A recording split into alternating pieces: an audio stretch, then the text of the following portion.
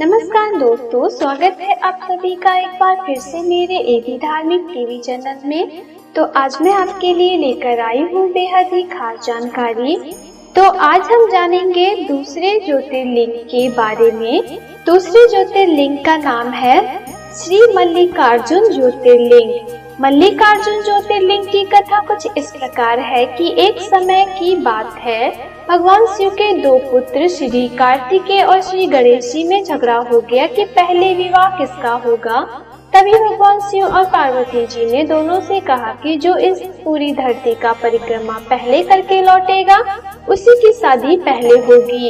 यह बात सुनकर श्री कार्तिकेय जी पृथ्वी की परिक्रमा करने के लिए चल पड़े, लेकिन गणेश जी के पास उनकी सवारी चूहा था और वह शरीर में भी मोटे थे, इसलिए वह पृथ्वी की परिक्रमा के लिए नहीं गए। तभी उन्होंने विचार किया कि माता पिता की परिक्रमा करने पर जरूर ही पूरी पृथ्वी की परिक्रमा हो जाएगी। उन्होंने अपने माता पिता को बीच में बिठाया और उनकी परिक्रमा की और उनके चरण स्पर्श किए। यह सब देखकर भगवान शिव और पार्वती बहुत ही खुश हुए और उन्होंने श्री गणेश जी की शादी कर दी।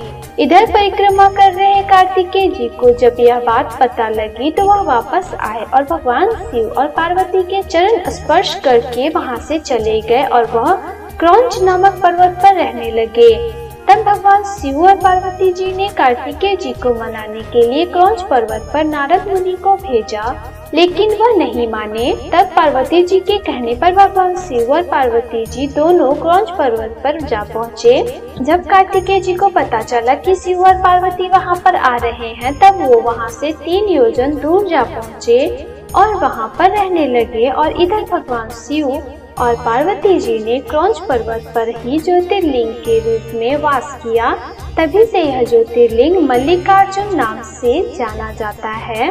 मल्लिकार्जुन ज्योतिर्लिंग आंध्र प्रदेश के कृष्णा जिले में कृष्ण नदी के तट पर श्री शैल पर्वत पर श्री मल्लिकार्जुन विराजमान है।